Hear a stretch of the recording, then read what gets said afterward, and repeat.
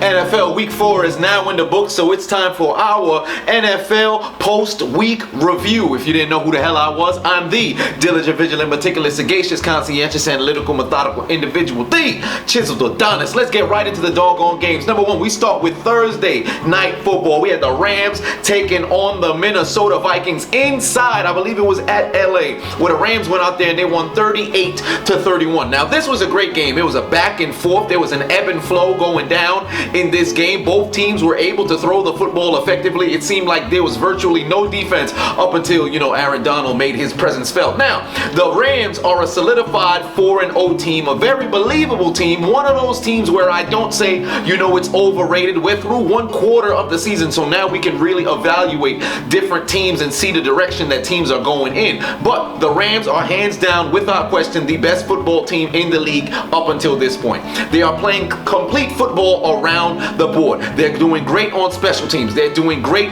defensively. They're doing great offensively. They can throw the ball. Jared Goff is playing lights out. They can run the ball. Todd Gurley is playing lights out. Their receivers can catch the ball. Whether it's Robert Woods, whether it's Brandon Cooks, whether it's Cooper Kupp, it doesn't matter who they are. They're able to get it done on offense. Now, back in the early, or I should say late 90s, early 2000s, we had the greatest show on turf. This has high potential to be the greatest show on grass. I'm singing nothing but high praises for the Rams. You already know I said they were one half of my prediction to go to the NFC Championship along with the New Orleans Saints. We'll see how things play out down the road. However, for the Vikings, if you're a Vikings fan, you should not feel bad. A lot of analysts and other people were coming out talking about, well, this team shouldn't even have a win. Oh, this team is overrated. This team this team that. Defensively, they have an issue. Offensively, you're seeing Kirk Cousins start to be able to get the offense going. They just got to establish the run game and maybe they can get things going. If Dalvin Cook can get up and running to where he's averaging about 80 yards per game, even better, 90 yards per game, or let's go a little bit under, 75 yards per game. However, in the carry margin, around 11 carries to where he can get that kind of yardage, they'll be all right. The problem is they're one-dimensional. More importantly, this is an issue that's been going on with a bunch of teams in the NFL right now. We're going to keep breaking it down, but congratulations to the Los Angeles Rams. You guys got yourselves a W. You remain undefeated. Unfortunate for the Minnesota Vikings. Number two, we had the Pats take on the Dolphins, where the Dolphins came into this game undefeated and they got absolutely decimated. As I would say in my commentary video, it appears that the necrophilia has started because they were already dead, but they were still getting fucked. It was absolutely atrocious to watch the Dolphins go out there and play football because they got decimated left and right every aspect of the game. Defensively, they could not stop a soul. Ankles were being broken. This goddamn James White went out there, boom, bam, broke this man's ankle. I don't even know who the defender was. All I know is that he needs to go see the podiatrist. He was in, his ankle's finished, all right? Finished. I had to throw in the doggone NFL Blitz highlight just for him. His ankle's gone, all right? Unfortunate. Through the air, Tom Brady had loads of time to throw the ball. It seemed like there was no pass rush at all. This is not the Miami team that we saw last year, maybe because Ndamukong Suh's no longer there, maybe because they got a bunch of injuries up front. Whatever the case was, this was a terrible showing from the Miami Dolphins, and I told Dolphins fans this already. Although they were coming in 3-0, this isn't one of those 3-0 teams where you say, yo, we undefeated, teams should fear up. Nah, it wasn't the Rams kind of 3-0. This was a 3-0 based on circumstance, teams that you played and different things that happened in the game. It wasn't like you showed up and you won every single game that you played. Other teams just happened to lose. It wasn't you that won, it was the other teams that happened to lose. People who understand context of things, you should understand what I'm saying. But for the Patriots, they got right back on track.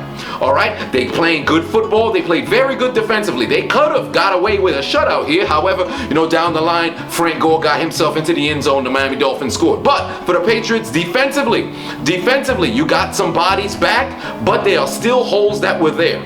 Let's just say the pass rush of the the Patriots didn't get there into Tannehill as fast as they did. There were holes in the secondary there that Tannehill could have exploited, but he simply did not have the time. Now, granted, that's football for you.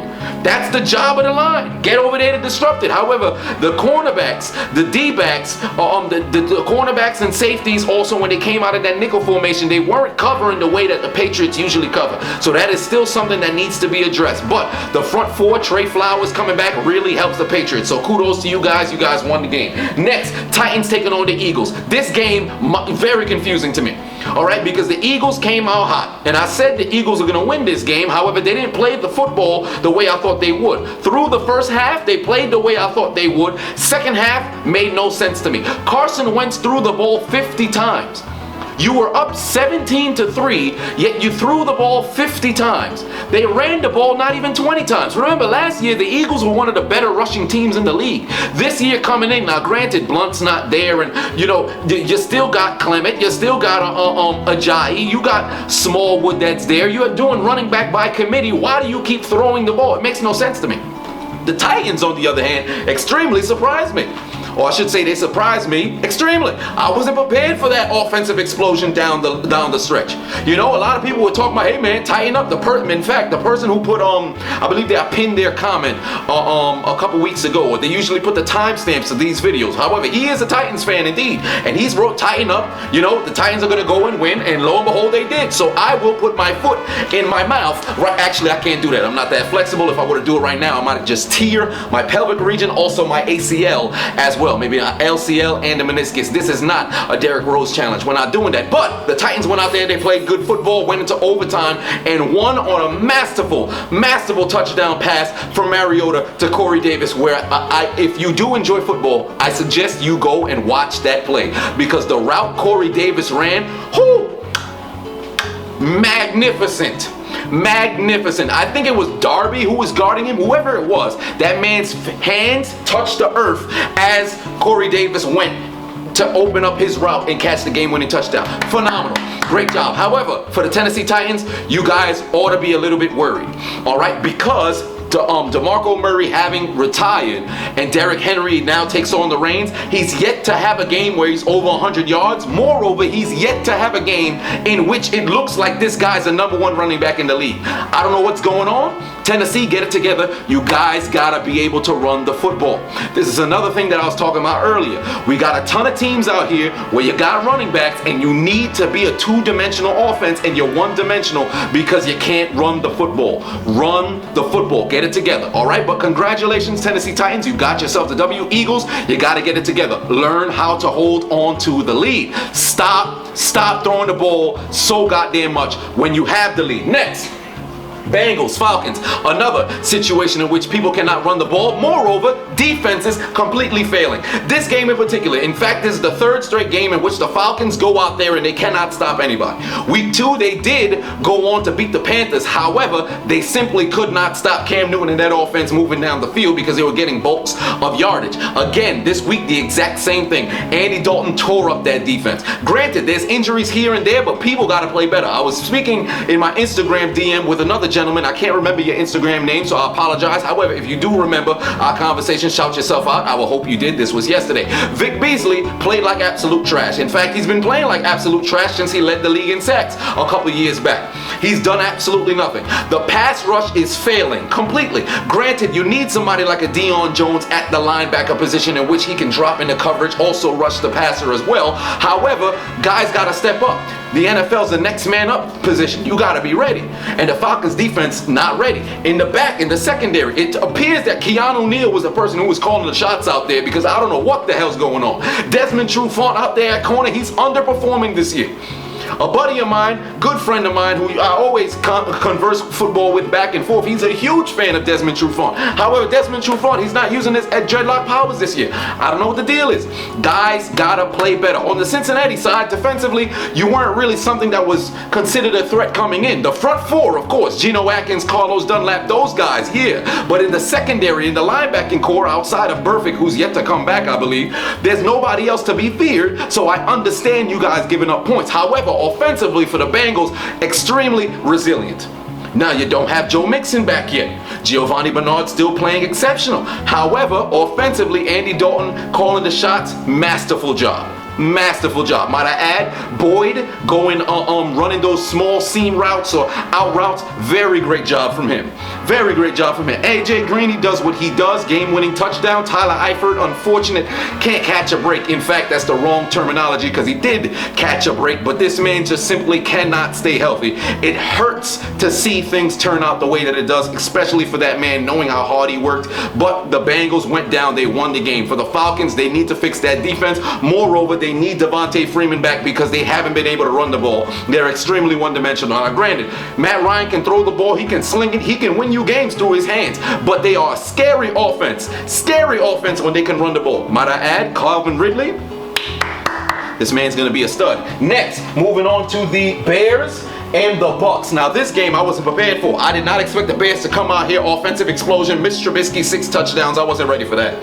I was not ready for that. And you already know how I feel about the Bears. I've been singing the Bears' praises for quite some time. Their defense is legit. The addition of Khalil Mack, who I believe should be in the front runnings to win the MVP right now. Yes, I understand Mahomes is playing lights out. Yes, I understand Jared Goff and Todd Gurley are playing lights out. I understand that, but we really need to give some respect to the defense over here. Khalil Mack done changed the culture over there. Now granted, the defense was headed in that direction, but the way they're playing now, good Lord, this is not a team that you want to see. It's reminiscent of the 2005 Bears team. No, 2006 Bears team that went to the Super Bowl, where it was on the hands of the defense led by Brian Urlacher. Oh man, this team, it reminds me a whole lot of that. Now, if they can get the special team stuff going with Tariq Cohen, and then that offense starts playing the way they just played, you better watch out for the Bears, man. Seriously, they came out here and they played football. As for the Buccaneers, they fizzled out like I originally predicted. Ryan Fitzmagic Patrick, evidently the Fitzmagic, it don't work no more. Hogwarts done shut down. The movie theater that was playing Harry Potter, evidently they went out of business because there's no more magic. Jameis Winston came in. You already know how things are going to go down. You know you got to get more accustomed to running the offense because he hasn't done it since, I guess, last year, because practice is just practice until you get into the real game. What was it? Somebody said everybody has a plan until you get punched in the mouth, and Jameis Winston had a plan, and then Khalil Mack came around the side, hit his own interception. So stuff like that happened, but he did go down the field. They scored a touchdown too, Cameron Brate, but it wasn't enough. You lost 48-10. So there's not really much you can do, but congratulations to the the Bears. Phenomenal game. Phenomenal game. Mitch Trubisky, big pat on the back. Game ball better go to that man. He had 6 touchdowns. Now granted, you had a couple on shovel passes, but nonetheless, it doesn't matter. 6 touchdowns and 6 touchdowns. That man played well. Allen Robinson, finally, the Bears have a #1 receiver. Finally, since what? Brandon Marshall? No, Alshon Jeffrey, but whatever it was, you know? Alshon Jeffrey was the #1 receiver. I can't just discredit the man. The man played ball. He was a dog when he was out there in Chicago, but nonetheless, all right? Congratulations for the Bears. Great win. Great win. Next, Detroit and Dallas. This game was 28-24. I had to write down the score because I was going to forget. Now, for the Dallas Cowboys pretty much owned the game early. They took over the game early, then the Lions fought their way back. Golden Tate rubbed his nutsack on that Dallas defense. However, the Dallas Cowboys stayed resilient. Dak Prescott's pass to Zeke towards the end of the game, one of the best passes I've ever seen this man throw. Might I add, Skip Bayless has been saying for quite some time, you got to use Zeke in the pass game. I agree. This man can be a monster in the pass game. In fact, Le'Veon Bell, you see how he works both ways in the run game and the pass game? Zeke has the potential to do that too. Matter of fact, I should even say the potential because he is doing that too. All right? So they should keep using him in the pass game. Cole Beasley, Tavon Austin, whoever the hell the other tight end was that came in. Those guys did all right. Moreover, they blocked this game. They blocked their ass off this game to open up holes. The offensive line did a good job. Dak hasn't had time for the most part throughout the season. This game in particular, he had some time. He was making big time throws, especially the one at the end of the game. As for Detroit, defensively, guys got to be able to finish on 3rd down. They got to be able to finish on 3rd down and get the hell off the field. Because after Golden Tate scored that go-ahead touchdown, there was no reason why they should have found themselves in a position in which Dak was able to get the ball to Zeke. You got to roll your coverage like that, especially when you see he's lined up out wide. It's not like he came out the backfield and went out there. He was lined up out wide, or I believe in the slot. He went and ran his route and got completely defeated, whoever the hell was guarding him. You got to play smart football, man. Seriously. But the Cowboys went out there, they won won the game. And we them boys, we won the game. Dak to deep. We going to the Super Bowl. But next, we had the Packers and the Bills. Now this game in particular, with the Packers and the Bills, disappointing. Because the Packers played lackluster on offense. Defensively, they played a lights out game. Now, granted, you're going against a rookie quarterback. Every time I feel like I'm about to say Jared Allen. Josh Allen threw 2 interceptions. Calvin Benjamin got absolutely lit up by Clinton Dix, and he took the ball away. But for the Packers offense, still, they haven't had a run game in quite some time. But moreover, Aaron Rodgers did not look like Aaron Rodgers this game. It seemed odd to me. What was he, 22 for 40? I hope I'm correct. He was like 22 for 40. It wasn't the best game. It wasn't the best game offensively. If I'm a Packers fan, I'm happy for the defense because you know the defense has been the Achilles heel of this team for quite some time. However, offensively, they're not clicking. It's very weird. They're not clicking. So they got to figure that one out. But congratulations to the Packers. The Bills, it's tough. It's tough. LaShawn McCoy could not get any holes to run the ball. And you know they need that run game. That's what carried them into the playoffs last year, to be quite honest with you. Oh, on the hands of the defense, too. The defense played it very well last year as well. But the Bills, they got to get some stuff together. They're not. I don't see them being a playoff team. Now, granted, we should have no business talking about the playoffs right now. But still, you know, you got to get things together. Timing is off. Scheme is off. Formations are off. Everybody is off right now. Guys got to get stuff together or a half of the locker room going to pull Avante Davis. Next, Texans Colts in a game that was extremely exciting. I'm so happy to see the Texans finally win themselves a game. Congrats to you. As for the Colts, this was very confusing.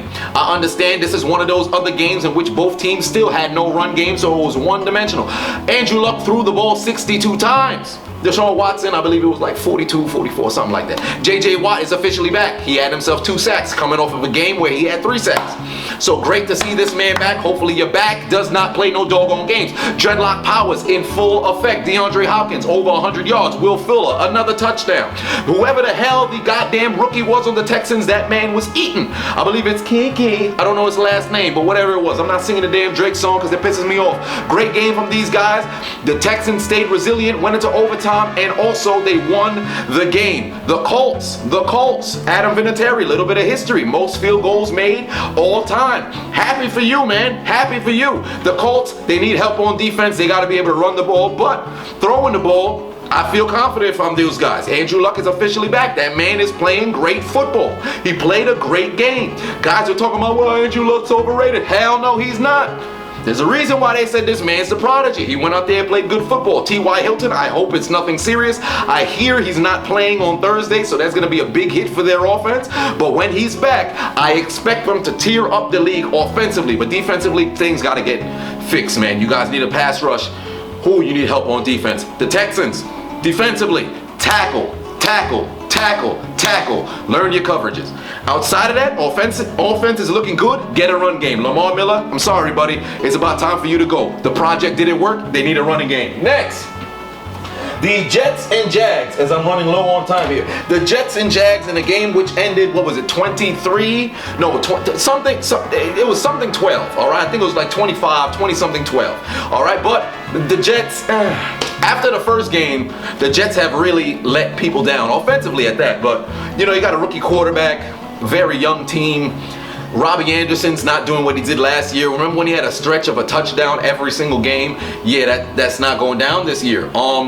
They can't run the ball, but the Jags defense is no slouch, so I expected stuff like that to happen. They got themselves a safety. Guys got to call better plays for the Jets. As for the Jags, offensively, it was kind of stale. Now, granted, the Jets defense, you know, they're coming up, but it's kind of stale. All right, Leonard Fournette got hurt again. What was it, a hamstring? Now we're hearing he might miss some more time. You need this man on the field, especially if your offense is struggling like this. Because I'm telling you, a lot of these teams, especially in the case of the Chiefs, I'll get into that last, but the side that's struggling, it's way too evident.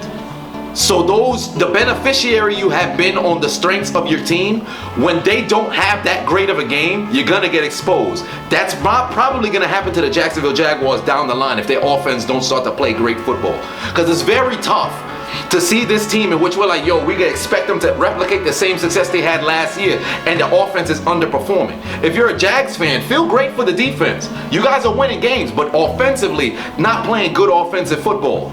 You get one drive here, and then after that, the entire thing is stale.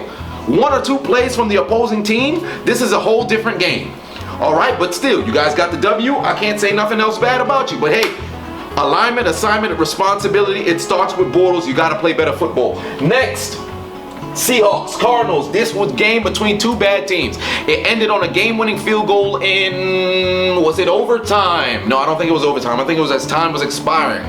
Sebastian Janikowski, battle of two kickers who are well into their hundreds. Phil Dawson, Sebastian Janikowski. This game was very sloppy on both teams. I didn't see anything that made me say, wow. I mean, both teams struggling to run the ball. Both teams struggling to pass the ball.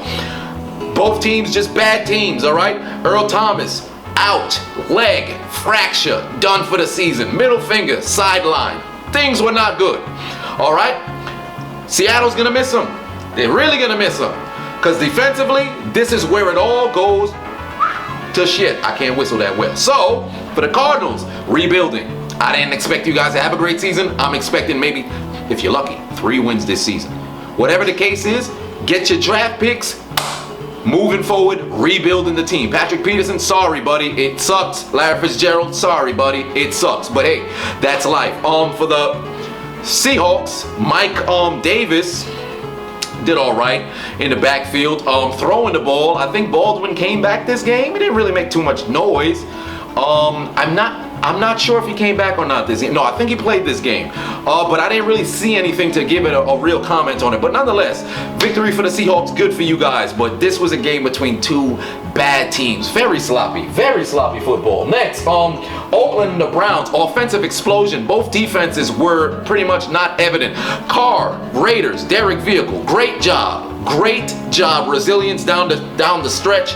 John Gruden, first victory in over 10 years. No, a little bit under 10 years. I think it was like November 2008, but we ain't keeping count of the goddamn calendar. But great game. Baker Mayfield, phenomenal job. However, sloppy with the football. Interceptions, fumbles. Outside of that, you played great. But those little things gotta get fixed. Wide receivers did an all right job. Martavis Bryant had that 38-pound of weed thrown to him. I don't think 38 pounds of weed's a suffice amount of, metric, because that's a lot, isn't it? I mean, 38 pounds of weed. I think you're going to jail, buddy. But he dropped it. That could have been an easy touchdown, but nonetheless, the Raiders, resilient, went down there and won. Defensively, you guys missed Khalil Mack. You need a pass rusher. It's ridiculous. All right, but offensively, things are starting to click. So that's good for you guys. Marshawn Lynch, dreadlock powers being activated on today. That was great. Or I should say 2 days ago. That was great. Browns, Chubb, 3 carries, 2 touchdowns. But you guys gotta finish. This Browns team can easily be 4-0. They can easily be 4-0. It's little things costing you guys the game. Resilient, get smart. But Hugh Jackson, you got the team going in the right direction. I told you guys, the Browns will be between 5 to 7 wins this season, if they can turn things around. This is similar to what happened with the Chargers last year, when you were struggling to finish games. This same thing is happening. Speaking of the Chargers 49ers, as I believe I have about 6 minutes left, so we'll try to speed this thing up here. Chargers 49ers in a game in which the 49ers came out hot, but they started to fizzle out. Chargers stayed resilient. They came in, won the game, and defensively, they ended the game the right way. All right, now they gave up a big play down the stretch, which led to a 49er touchdown. However, they got it right. They took the ball away. They were able to kneel. Good job by the Chargers. Still need a lot of work. Try to stay healthy. 49ers, you don't got Jimmy G. It's tough. Obviously, CJ beat hard. He got to come in and play good football. But the Chargers, you guys got to stay healthy, one, and guys got to play better defensively. Period. Because this game should not have been as close as it was. It was the mistakes of the defense that kept the 49ers in this game. But still, Chargers won the doggone game. Next, we have the Saints, the Giants, in a game in which nobody can run the football. I lied. The Saints could run the football. The Giants could not. Saquon Barkley had, 10 carries and a touchdown? Alvin Shinsuke Nakamura absolutely dominated this entire game. On the ground, Drew Brees didn't throw for any touchdowns. However, this man ran all over them. all over them. They could not block, they could not stop this man. Moreover, the damn Saints dominated the damn the defense of the Giants, because they kept going down the field, kicking field goals here, kicking field goals here, kicking field goals here. The score should have been like 50 or 60 to whatever the hell the Giants had. The only difference was because, you know, the Saints ain't capitalized on them third downs down the line. It was similar to what happened to the Saints against the Panthers in the playoffs, in which the Panthers were commanding their way down the field, but they simply could not finish in the end zone, had to keep settling for field goals. So if I'm the Saints, offensively, things are looking great. Things are looking great because you're running the football. You played in a game in which Drew Brees did not throw a touchdown, and you still dominated offensively. Defensively, great job against the Giants. Great job. Odell Beckham not even over 100 yards for another consecutive game in which that's not happening. The Giants, they're able to block here and there for Eli Manning, but still, offensive line, atrocious. Saquon Barkley, you got a hell of a lot of potential, but I'm yet to see the flash in which people are telling me. I see the intangibles that are there. You still need that big game to finally break out of your shell. But still, great game for the Saints. Victory moving on for them. Next, I think I'm at about 4 minutes remaining now. Next, we had the Chiefs, Broncos, because I'm probably going to talk about the Steelers last. Chiefs, Broncos, last night, great game. Offensively, both teams played well. Now, Case Keenum, you overthrew Demaryius Thomas, game-winning touchdown. He should have been able to get there, but I understand, like I said in my commentary, Broncos are horses. Horses are rapidashes. Rapidashes can't learn vital throws, so you can't, you didn't make the vital throw, because, you know, vital is kind of important if you understand what I'm saying here. It's a play on words. This is my comedic genius, but we ain't talking about me right now. But the Chiefs, resilient, down the stretch. They were down 10 points in the fourth quarter. What happened? Mahomes took them down the field, real estate, in the end zone. Travis Kelce, into the end zone. Kareem Hunt, into the end zone. Might I add, this game was defined by Kareem Hunt. Great game by him, through the air and also on the ground. This man is tough to take down.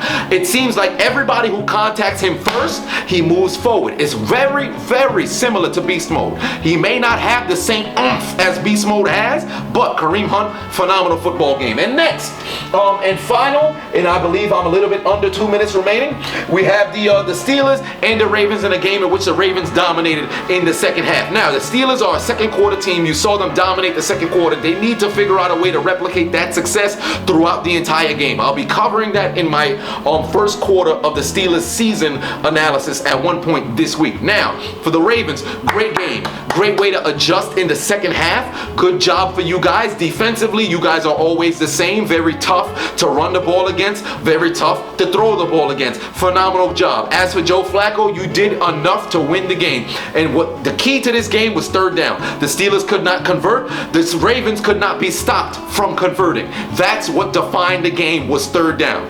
Third down, poor tackles here and there, but still, that's what defined the game. Third down. Great play calls from the Ravens OC, exploited the Pittsburgh Steelers defense, and a lot of people were saying, well, we need a pass rush. There's a difference, and I say we because I'm a Pittsburgh Steelers fan. The difference with this game in particular was, because of the woes of the secondary, you could not afford to blitz.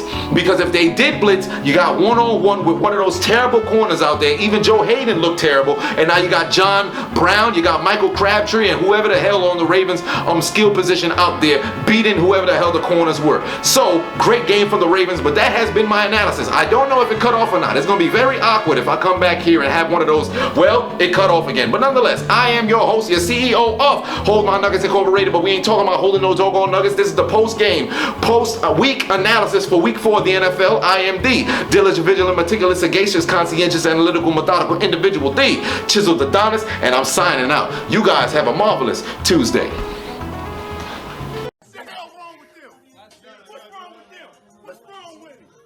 So what's on?